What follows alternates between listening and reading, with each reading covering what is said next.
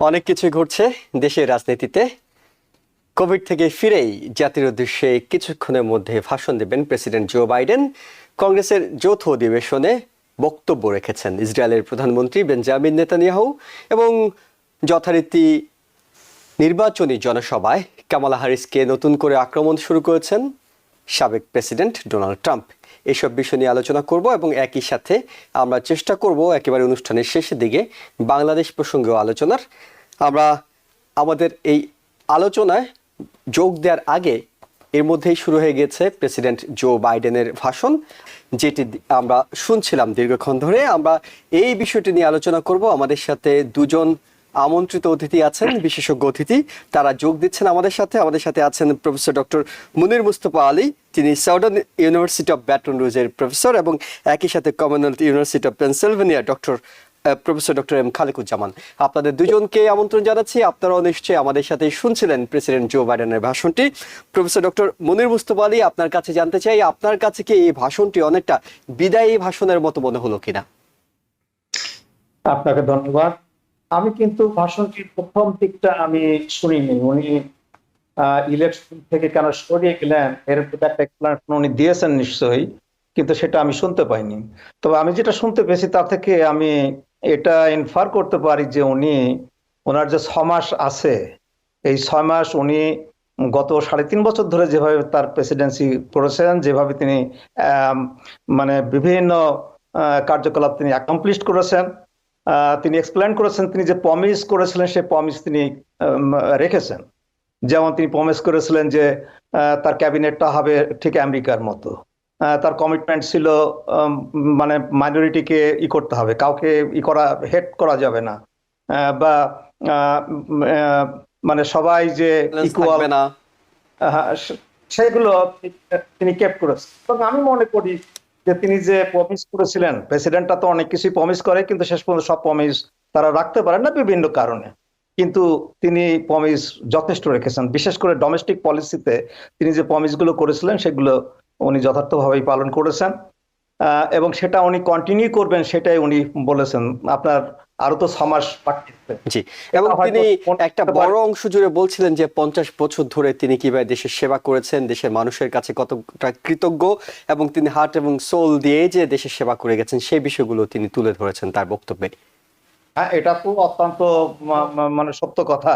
তিনি যখন সিনেটর হন ওনার বয়স তখন মাত্র 35 কি 36 বছর বয়স, খুবই কম বয়সে তিনি সিনেটর হয়েছিলেন, এবং তারপর থেকে বহু বছর যাবৎ তিনি সিনেটর ছিলেন, বিভিন্ন কমিটির তিনি চেয়ারম্যান ছিলেন, তারপর ভাইস প্রেসিডেন্ট হলেন, প্রেসিডেন্ট হলেন। দেশ তো তার প্রতি কৃতজ্ঞ থাকাটাই স্বাভাবিক, এবং তিনিও তাকে যে সুযোগ দেওয়া হয়েছে সেজন্য তিনি কৃতজ্ঞতা প্রকাশ করবেন। তবে যেটা আমি বলতে যাচ্ছিলাম সেটা হচ্ছে যে আগামী 6 মাস উনি কি মানে ল্যামডেক প্রেসিডেন্ট হয়ে থাকবেন, বা এই যে রিপাবলিকানরা একটা তুলেছে, মানে সুর তুলেছে মাইক জনসনের মাধ্যমে ক্যাম্পেইন করতে পারলেন না, উনি এখন রিজাইন দিয়ে উনি তো রাষ্ট্র চালাবেন কিভাবে, একটা ক্যাম্পেইন চালাতে পারেন, রাষ্ট্র চালাবেন কিভাবে। তো সেটা উনি বোঝাতে চেয়েছেন যে তার যে অ্যাকমপ্লিশমেন্ট, বিশেষ করে লেজিসলেটিভ অ্যাকমপ্লিশমেন্ট, সেটা তিনি কন্টিনিউ করবেন, এবং আমরা আশা করব। আজকে হোয়াইট হাউসে যে প্রেস ব্রিফিং হয় সেখানেও এই প্রশ্নটিকে বলা হয়েছিল যে অবশ্যই তিনি করবেন, এই বিষয় নিয়ে কোনো রকম দ্বিধা থাকার কোনো সুযোগ নেই। ডক্টর খালেকুজ্জামান, আপনার কাছে জানতে চাই, তিনি যখন বক্তব্য রাখছিলেন তখন তিনি তার উত্তরসূরি কামালা হ্যারিসের ব্যাপারে বেশ কিছু বিশেষণ ব্যবহার করছেন। তিনি বলেছেন তিনি এক্সপেরিয়েন্সড, তিনি টাফ, তিনি ক্যাপেবল, তিনি ডাইনামিক, তিনি স্মার্ট। অর্থাৎ যেইভাবে কামালা হ্যারিসকে ডেমোক্রেটিক জোয়ারে সামনে এগিয়ে নিয়ে যাওয়া হচ্ছে, প্রেসিডেন্ট জো বাইডেনও কিন্তু তার বক্তব্যে সেটি বলেছেন। এবং সবকিছু মিলে কামালা হ্যারিসকে এগিয়ে দেওয়ার, যেহেতু সর্বপ্রথম বাইডেনই তার নামটি সমর্থন করেছেন, তাই তাকে এগিয়ে দেওয়ার যে প্রক্রিয়া বাকি সময়টাতে, অর্থাৎ বাকি 6 মাস, তিনি কতটা সমর্থন করতে পারবেন কামালা হ্যারিসকে? জি, ধন্যবাদ আপনাকে। দেখুন, যে কথাগুলো অলরেডি হয়ে গেছে সেটার পুনরাবৃত্তি না করি। জো বাইডেনের যে রাজনৈতিক ক্যারিয়ার সেটা অনেক ইলাস্ট্রিয়াস, অনেক বেশি বর্ণাঢ্য, এবং আমরা জানি তিনি গত 52 বছর যাবৎ আমেরিকাতে বিভিন্ন ভাবে আমাদের জাতিকে তিনি সেবা দিয়ে গেছেন, এতে কোনো সন্দেহই নেই। তা মোট কথা হচ্ছে তার ভাষণে যে টোনটা বেরিয়ে এসছে, যে সুরে তিনি কথা বললেন, এবং সেখান থেকে একটা জিনিস কিন্তু স্পষ্ট, যে তিনি যে নির্বাচন থেকে সরে দাঁড়িয়েছেন সেটা কত সময় সাপেক্ষ এবং এটা কত প্রয়োজনীয় ছিল।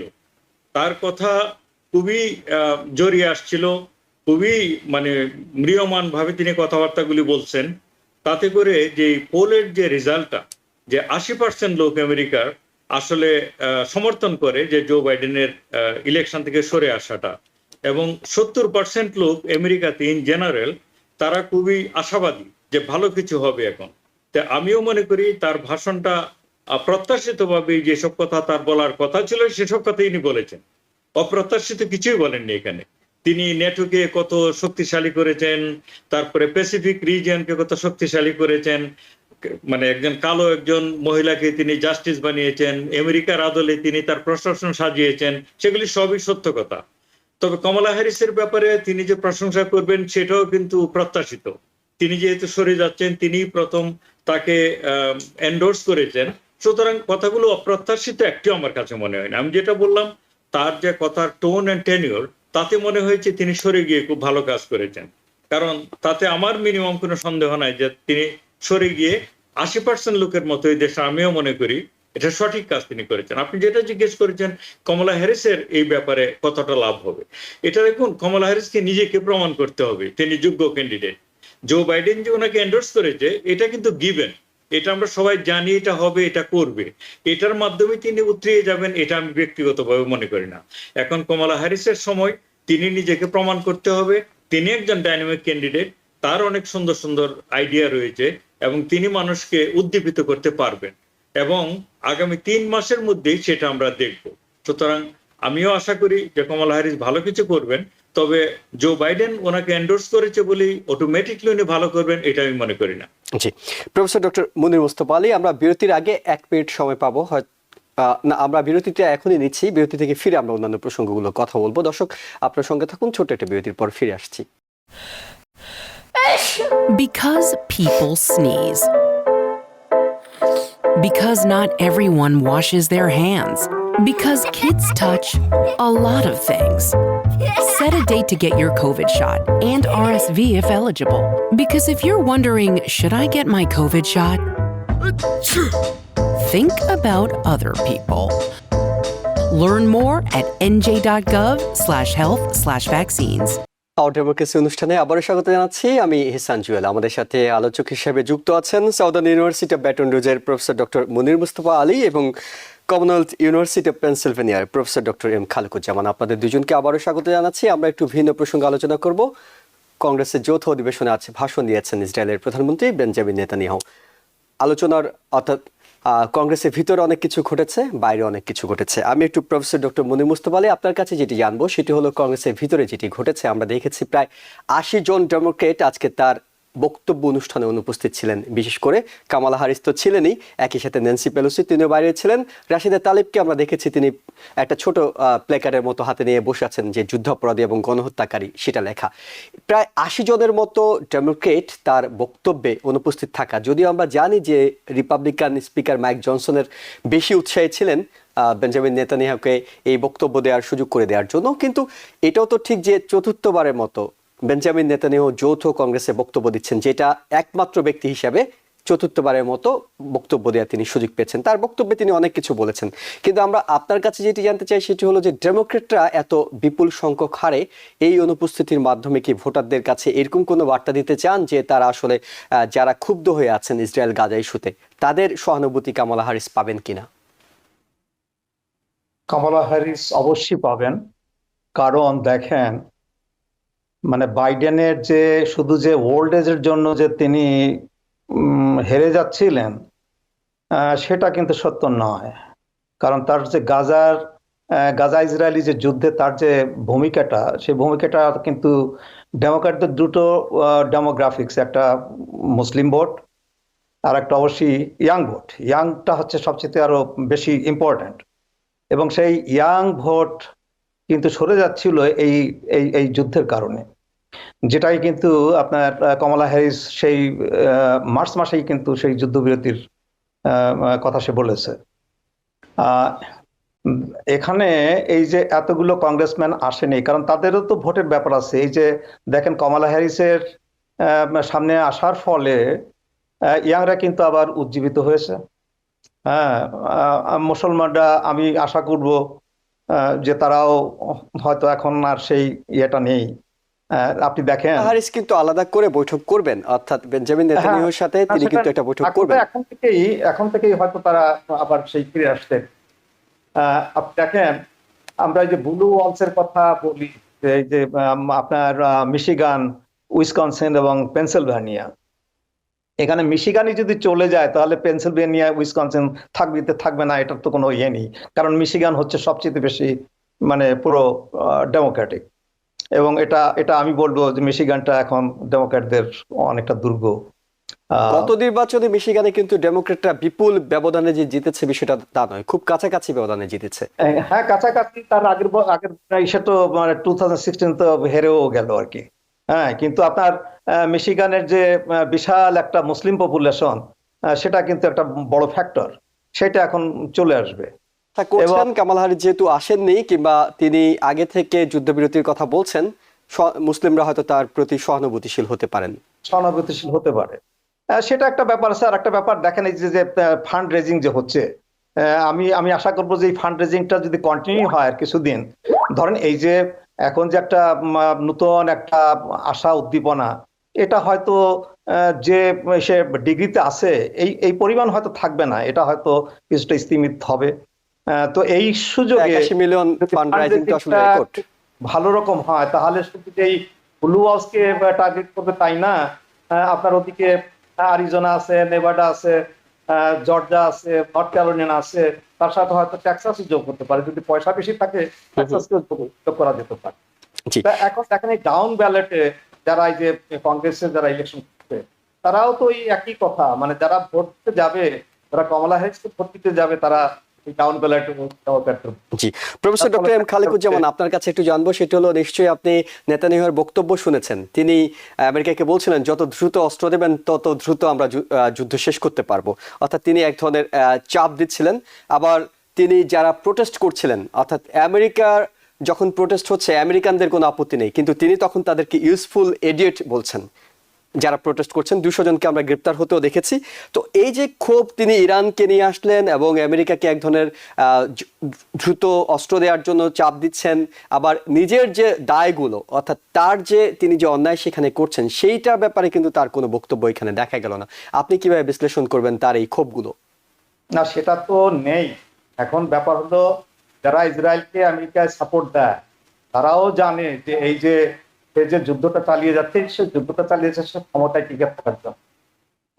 সে বলছে এই যে যারা প্রোটেস্ট করছে তাদেরকে বলছে ইউজফুল ইডিয়েটস, তারা সবাই আপনার ইরানের সমর্থক, তারা ওই প্যালেস্টাইনিদের কথা চিন্তা করে না, তারা হামাসের সমর্থক। সেইভাবে সে এটাকে কালার করছে। কিন্তু তার নিজের দেশে যে প্রোটেস্ট চলছে সেটা কি সে বলেছে? এবং তার আমেরিকায় যে প্রোটেস্ট হয়েছে এটা কত পার্সেন্ট হয়েছে? আমেরিকার আপনার 330 মিলিয়নের মধ্যে কত লোক প্রোটেস্ট করেছে, কিন্তু ইসরায়েলে যে প্রোটেস্ট হয়েছে সেখানে 80% লোক প্রোটেস্ট করেছে যে তুমি এই যুদ্ধব্যাপী ইয়েটা শর্তগুলো মেনে নিয়ে যুদ্ধব্যাপীটা করো এবং আমাদের যে হোস্টেজ আছে তাকে ফিরিয়ে আনো। ওই সেটা কত বলেনি যে 80% Israeli people protesting right now. অর্থাৎ তার নিজের ক্ষমতা ধরে রাখারও একটা বিষয় আছে এখানে। ডক্টর এম খালেকুজ্জামান, আপনার কাছে সেম প্রশ্ন, অর্থাৎ একই বিষয় জানতে চাই। তিনি যারা প্রোটেস্ট করছে তাদেরকে নিয়ে আমেরিকার আপত্তি নেই, কিন্তু তার আপত্তি আছে। আবার তিনি আমেরিকাকে বলছেন অস্ত্র দ্রুত দিলে আমি যুদ্ধ দ্রুত শেষ করব, যেটা আমেরিকা বারবার চাপ দিচ্ছিল, সেই বিষয়টাতেও তিনি এইভাবে ব্যাখ্যা করেছেন। এবং ইরানকে নিয়ে তো তিনি তার মতো করে বক্তব্য রেখেছেন। তার এই যে বিক্ষোভকারী, তাদের প্রতি তার এত ক্ষোভ, গণতান্ত্রিক কোনো নেতাত্ব আসলে সেটা হওয়ার কথা নয়। জি, ডেফিনেটলি এখানে বেঞ্জামিন নেতানিয়াহুর অবস্থাও আসলে তিনি অপ্রত্যাশিতভাবে কিছুই বলেননি। তিনি একজন খুবই যুদ্ধাংদেহী ব্যক্তি। তিনি যুদ্ধ শুরু হওয়ার পর থেকে যুদ্ধটাকে পুঁজি করেই তিনি আসলে মূলত ক্ষমতায় এখন পর্যন্ত আছেন। কারণ তাছাড়া তিনি নিজের দেশের মধ্যে খুব বেশি জনপ্রিয় না, এটা আমরা জানি। সুতরাং যতদিন যুদ্ধটা আছে ততদিনই তার আসন ঠিক থাকবে। এই জন্য তিনি যুদ্ধটারই পক্ষে। এই কথাটা তিনি আজকেও দাঁড়িয়ে কংগ্রেসে বলেছেন যে আলটিমেট বিজয় না হওয়া পর্যন্ত, চূড়ান্ত বিজয় না হওয়া পর্যন্ত আমরা যুদ্ধ করেই যাব। এবং এখানে যে আমেরিকার পক্ষ থেকে, এমনকি জাতিসংঘের যে সিকিউরিটি কাউন্সিল থেকে যে একটা যুদ্ধবিরতির প্রস্তাব নেওয়া হলো, এগুলিকে তিনি তোয়াক্কা করছেন না। এটা আমেরিকার উদ্যোগেই কিন্তু নেওয়া হলো। তো সেই জিনিসগুলো আপনাদের অনুষ্ঠানে আমরা অতীতে আলাপ করেছি যে জাতিসংঘের যে নিরাপত্তা পরিষদের যে আর কি রেজলিউশন, সেটাকে ইগনোর করা, সেটা এক ধরনের ধৃষ্টতা, তাই না? এবং এটা যখন বিশেষ করে আমেরিকার প্রস্তাবিত রেজলিউশন, সেটা অ্যাভয়েড করাটা এক ধরনের ধৃষ্টতা, সেটা তিনি দেখিয়ে যাচ্ছেন অল এলং, এবং এটা দেখিয়ে তিনি পার পাচ্ছেন, এই জন্য তিনি দেখিয়ে যাচ্ছেন। এবং এই ব্যাপারে ডেমোক্রেটরা কিছুটা হলেও তার উপর চাপ সৃষ্টি করার প্রয়াস নিয়েছে। জো বাইডেন অনেকবার বলেছে এটা আননেসেসারি সিভিলিয়ানদেরকে হত্যা করা হচ্ছে, আমরা চাই যে এটা কি কমিয়ে আনা হোক, আমরা চাই যে যুদ্ধটা বিরতি হোক। তারপরেও তার এই কথাটা মানে তিনি মানছেন না। তিনি যে মানছেন না, এই কথাটা আমরা অনেক দিন ধরেই দেখছি। তা আজকে আপনি যেটা বললেন যে অনেক ডেমোক্রেটিক লিডাররাই সেখানে উপস্থিত ছিল না, উপস্থিত না থাকার দুইটা কারণ, একটা হচ্ছে সিম্বলিক, প্রতীকী, আর একটা হচ্ছে তাদের ক্ষোভটা তাকে দেখিয়ে দেওয়া। হ্যাঁ, তাদের ক্ষোভ যে আমরা অনেক চেষ্টা করছি, তোমাকে আমরা সমর্থন করি, তোমার পিছনে আমরা রয়েছি, কিন্তু আমাদের একটা কথা কার্যত এ পর্যন্ত তুমি শোনো নাই। সুতরাং এইভাবে যদি কন্টিনিউ করতে থাকো, তাহলে এই জিনিসটা এইভাবে আমরা মানে অ্যাকসেপ্ট করবো না। এটা হলো একটা সাইড। আর একটা সাইড হচ্ছে যে নতুন ইলেকশন সামনে আসছে, ডেমোক্রেটরা খুব স্পষ্টতই বুঝতে পারছে তাদের যে ভোট ব্যাংক, তাদের ভোট ব্যাংকের মধ্যে একটা বড় কোয়ালিশনের অংশ হচ্ছে মানে ইয়াং জেনারেশন, জেনজি, তারপরে হচ্ছে মিলেনিয়াল, এর পরে হচ্ছে যে আপনার মুসলিম যে জনসংখ্যা, তারপরে ব্ল্যাকস, হিস্প্যানিক, মাইনরিটি, এরাই হচ্ছে Democratic coalition. Because people sneeze. Because not everyone washes their hands. Because kids touch a lot of things. Set a date to get your COVID shot and RSV if eligible. Because if you're wondering, should I get my COVID shot? Think about other people. Learn more at nj.gov/health/vaccines. এই কোয়ালিশনের কেউ কিন্তু যুদ্ধটাকে ভালোভাবে আর নিচ্ছে না। সুতরাং তাদের vote যদি পেতে হয়, তাহলে তাদেরকে একটু ডিস্টেন্স মেনটেন করতে হবে ইয়ের সাথে, এই নেতানিয়াহুর সাথে। এটা একটা দিক। আর একটা হচ্ছে দেখেন, নেতানিয়াহু এই দেশে এসছে, তিনি কিন্তু প্রেসিডেন্ট জো বাইডেন কিংবা কামলা হ্যারিসের ইনভাইটেশনে আসেনি, এসছে কিন্তু জনসনের ইনভাইটেশনে। মূলত তাদেরকে পাশ কাটিয়ে, প্রেসিডেন্ট ভাইস প্রেসিডেন্টকে পাশ কাটিয়ে তিনি দেশে এসছেন। সুতরাং এটাও এক ধরনের হচ্ছে যে প্রেসিডেন্ট এবং ভাইস প্রেসিডেন্টকে এক ধরনের অপমান করাই শামিল। তো সেই ক্ষেত্রে আপনি বলছেন যে নেতানিয়াহু, কমলা হ্যারিস, জো বাইডেন তাদের সাথে দেখা করবেন, এটা হচ্ছে ফরমালিটির অংশ। তারা নতুন কিছু বলবেন না এখানে, আমার ধারণা। আপনি এটা জানেন যে কমলা হ্যারিস যেহেতু নতুন জেনারেশনকে এই ইলেকশন উদ্দীপিত করছেন, তিনি খুব ভালোভাবে জানেন নতুন জেনারেশন যুদ্ধটার বিপক্ষে। এমনকি আমি যদি ভুল না করে থাকি, কমলা হ্যারিসের নিজের মেয়ে, তিনিও কিন্তু প্যালেস্টাইনদের পক্ষ নিয়েছেন। তিনিও অন্যান্য স্টুডেন্টদের মতো সেই বিভিন্ন যে যুদ্ধবিরোধী যে বিক্ষোভ, আমরা ভুলে যাইনি, মাত্র কয়েকদিন আগেরই তো ঘটনা, ছাত্র বিক্ষোভ, অর্থাৎ পুরো দেশব্যাপী যে ছাত্র বিক্ষোভ হয়েছে, সেখানে ইয়াংরা তো আসলে ধর্ম, বর্ণ, জাতি নির্বিশেষেই এই যুদ্ধ বন্ধ করতে চান অনেকে বলেন। আমি একটু ডক্টর এম খালেকুজ্জামান আপনার কাছে জানি যে অনেকে মনে করেন যে যুদ্ধটা ঠিক নির্বাচনের আগে আগে একটা বিরতি ব্যবস্থা করে প্রেসিডেন্ট জো বাইডেন যে ভোটাররা চলে গেছে তাদেরকে ফিরে আনার চেষ্টা করবেন। কিন্তু নেতানিয়াহু যেভাবে আমেরিকার কথা শুনছে না, শেষ পর্যন্ত সেটা কি সফল হবে? আপনার কাছে কি মনে হয়? যে এটা খুবই একটা গুরুত্বপূর্ণ প্রশ্ন আপনি করেছেন। আমার ধারণা আপনারা দেখেছেন জো বাইডেন অনেক চেষ্টা করেছে যুদ্ধবিরতির জন্য। এমনকি আমি যেটা উল্লেখ করলাম, জাতিসংঘের মানে যে সিকিউরিটি কাউন্সিল, নিরাপত্তা পরিষদের মাধ্যমেও আমেরিকার প্রপোজালে যুদ্ধবিরতি হয়ে আসছে, কিন্তু নেতানিয়াহু এটা মানেনি। আমি যদি জো বাইডেন হতাম অথবা তাদের অ্যাডভাইজার হতাম, তাহলে আমি জো বাইডেনকে বলতাম যে আপনি তো চলেই যাবেন, আপনার এটাই হচ্ছে শেষ মোক্ষম সময়। আপনি টোটালি একটা আলটিমেটাম দিয়ে দেন নেতানিয়াহুকে যে আমরা তোমাদেরকে অস্ত্র বন্ধ করে দিব, সমস্ত সাহায্য বন্ধ করে দিব, যদি এই মুহূর্তে তোমরা এই যুদ্ধ না থামাও। এটা যদি যুদ্ধটা থামায়, তাহলে কিন্তু জো বাইডেনের একটা বড় একটা রেকর্ড থাকবে ইতিহাসে যে তিনি যুদ্ধটা থামাতে পেরেছিলেন। ব্যক্তি জো বাইডেন তো মনে হয় না যে তার চারপাশে প্রশাসন যেভাবে ঘিরে আছে তাদেরকে এড়িয়ে গিয়ে তিনি এই ধরনের আলটিমেটাম দিতে পারবেন না। তিনি তো প্রশাসনেরই তো সিদ্ধান্ত যে যুদ্ধবিরতির ব্যাপারটা, সেটাকে তিনি আবার রিইনফোর্স করা উচিত। রিইনফোর্স যদি করতে পারেন, তাহলে জো বাইডেনের জন্য একটা ভালো ইতিহাস তৈরি হবে, ডেমোক্রেটদের জন্য ভালো একটা জিনিস তৈরি হবে। তিনি তো বলছেন না যে আমরা ইসরায়েলের কাছ থেকে মানে মুখ ফিরিয়ে নিব পার্মানেন্টলি, এটা আমেরিকার রাজনীতিতে সম্ভব না। না। তিনি শুধু বলা যে আমরা যে সিদ্ধান্তে এসেছি সেই যুদ্ধবিরতিটা প্রয়োজন, এবং হস্টেজ, আমাদের যে হস্টেজ আছে, যুদ্ধবন্দী আছে আমাদের 5 জন আমেরিকান, তাদেরকে আমরা এই মুহূর্তে যে কোনো মূল্যে আমরা ফেরত চাই ইলেকশনের আগে। তাহলে আমি মনে করি জো বাইডেনের হাতে একটা মোক্ষম সুযোগ রয়েছে তাকে আর একটু বাড়তি চাপ দেওয়ার। এবং এটা যেহেতু একটা ডেমোক্রেটদেরও একটা হচ্ছে যে লাইন আর কি, কারণ রিপাবলিকানরা যদি ক্ষমতায় আসে আর কি, ডোনাল্ড ট্রাম্প তিনি ঘোষণা দিয়েছেন এখন যে পরিমাণ অস্ত্র এবং সাহায্য দেওয়া হচ্ছে ইসরায়েলকে তার থেকে অনেক গুণ বাড়িয়ে দেবেন সে সাহায্য।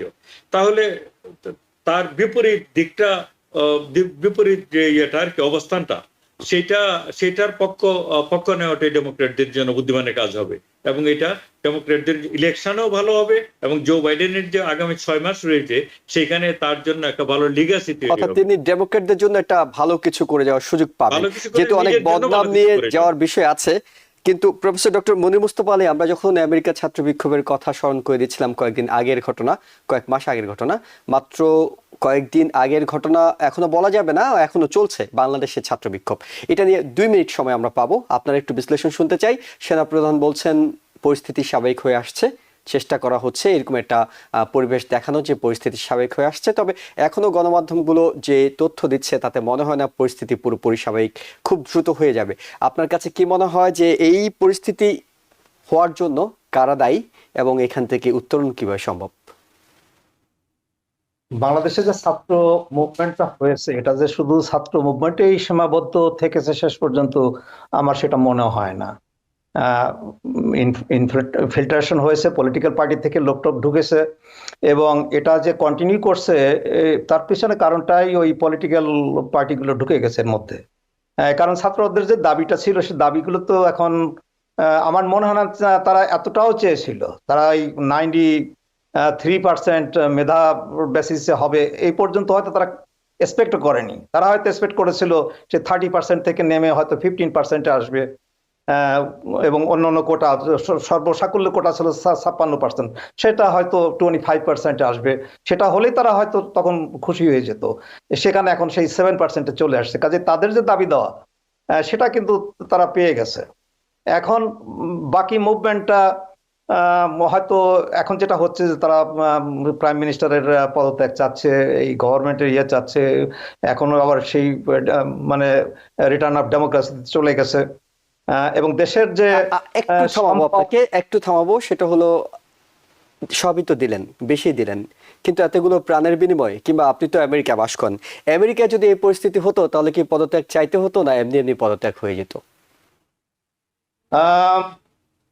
আমেরিকা হলে পদত্যাগ এমনি হয়ে যেত না, এটা মানে আমেরিকাও যে একেবারে পদত্যাগ করে বসে তা আমি ঠিক বলবো না। আমেরিকার যেসব আমরা দেখেছি, এই যে আমরা তো ডোনাল্ড ট্রাম্পের কথা বললাম, সে তো ক্ষমতা ইলেকশনে হেরে যেয়েও তো ক্ষমতা ছাড়তে চায়নি। ক্ষমতা কেউ ছাড়তে চায় না বাংলাদেশে, যেই ক্ষমতায় থাকতো, কোনো বিএনপিও যদি থাকতো আজ তারাও ক্ষমতা ছাড়তো না, আওয়ামী লীগ আছে তারাও সহজে ক্ষমতা ছাড়বে না। এখন এই সমস্যার যে সমাধান আছে সেটার দিকেই আমরা আমাদের দৃষ্টি নেওয়া উচিত। আমরা মানে কেউ হয়তো প্রো আওয়ামী লীগ হতে পারি, প্রো বিএনপি হতে পারি, কেউ হয়তো প্রো কান্ট্রি হতে পারি। রাজনৈতিক বিশ্বাস সবারই থাকতে পারে, কিন্তু দেশ সবার আগে হওয়া উচিত, দেশের সবার আগে হওয়া উচিত। দেশের যেটাতে মঙ্গল সেটাই করা উচিত। ডক্টর খালিকুজ্জামান, আমরা একেবারে শেষ মিনিটে আছি, আপনার মূল্যায়নটা শুনবো। প্রশ্নটা আপনি শুনে গিয়েছেন, এর মধ্যে আমি একটু আপনার মূল্যায়নটাই শুনবো। জি, বাংলাদেশে যেটা হয়ে গিয়েছে এটা খুবই দুঃখজনক, এবং এতগুলো মানে ইনোসেন্ট প্রাণ, এতগুলো নির্বোধ স্টুডেন্ট, কোমলমতি স্টুডেন্টদেরকে, ছাত্রদেরকে বিশেষ করে হত্যা করা হলো, এবং হত্যার যে ধরন সেটা আমরা দেখলাম। তাতে করে যেটা দাঁড়িয়েছে যে ওদের যে মূল দাবিটা যেটা ছিল, যেটা একটু আগে আলোচনা হলো, দাবিটার থেকে এখন অনেক উপরে চলে গিয়েছে। কারণ আপনি লাশের উপর দিয়ে গিয়ে আপনার কোঠা দিয়ে কি করবেন, তাই না? এখন তো যে ঘটনাটা এই সরকার ঘটালো, এটা তারা ঘটিয়েছে আমার ধারণা তাদের নিজস্ব দম্ভ এবং অহমিকার কারণে। তারা মনে করেছে স্টুডেন্টরা কি আর করবে, কিছুই করতে পারবে না। কিন্তু যে হত্যাকাণ্ডটা হয়েছে এটার আমি নিন্দা জানাই, এটা খুবই খারাপ হয়েছে। তবে এখন যেহেতু জিনিসটা মোটামুটি ভাবে একটা নিয়ন্ত্রণের কাছাকাছি এসছে, আপনি যেটা বললেন, আমিও মনে করি কোনো ধরনের নৃশংসতা থেকে, কোনো ধরনের ধ্বংসযজ্ঞ থেকে, জ্বালাও পোড়াও থেকে বাদ দিয়ে গিয়ে শান্তিপূর্ণভাবে আন্দোলন করে যদি কোনো ধরনের পরিবর্তন আনা যায়, যে স্বাধীনতা যুদ্ধের যে প্রধান ইস্তাহারের যে প্রধান যে দাবি ছিল সাম্য, সামাজিক সামাজিক মর্যাদা এবং ন্যায় বিচার, সেই লক্ষ্যে আন্দোলন করে, শান্তিপূর্ণ আন্দোলন করে যদি কোনো পরিবর্তন আনা যায়, সেটি করা প্রয়োজন। তবে দুপক্ষকে সহনশীল হতে হবে, কেউ সহনশীলতার জন্য সহনশীল হতে হবে। তবে যে হত্যাকাণ্ড হয়ে গেল, এর জন্য অবশ্যই দায় নিতে হবে সরকারের, অথবা সরকারের সংশ্লিষ্ট যেসব, কিংবা তারা যদি মনে করেন যে তারা দায়ী নয়, যারা দায়ী তাদের অন্তত বিচারের মুখোমুখি করতে হবে, তাদেরকে বিচার করতে হবে, তাদেরকে বিচারের আওতায় নিয়ে আসতে হবে। তারা তো সরকারের লোক। অনেক ধন্যবাদ প্রফেসর ডক্টর মনির মুস্তফা আলী এবং প্রফেসর ডক্টর এম খালেকুজ্জামান, আপনাদের দুজনকেই গুরুত্বপূর্ণ সময় দেওয়ার জন্য। এবং দর্শক আপনারা যারা দেখছিলেন তাদেরকে ধন্যবাদ জানিয়ে শেষ করছে আওয়ার ডেমোক্রেসি অনুষ্ঠান আজকের মতো। নিশ্চয়ই ভালো থাকবেন। TBN 24 টেলিভিশন দেখতে আজই কল করুন 7187776556। লগ ইন করুন www.totalcablebd.com। নিউ ইয়র্ক থেকে সম্প্রচারিত TBN 24 টেলিভিশন বিশ্বজুড়ে বাঙালির কণ্ঠস্বর।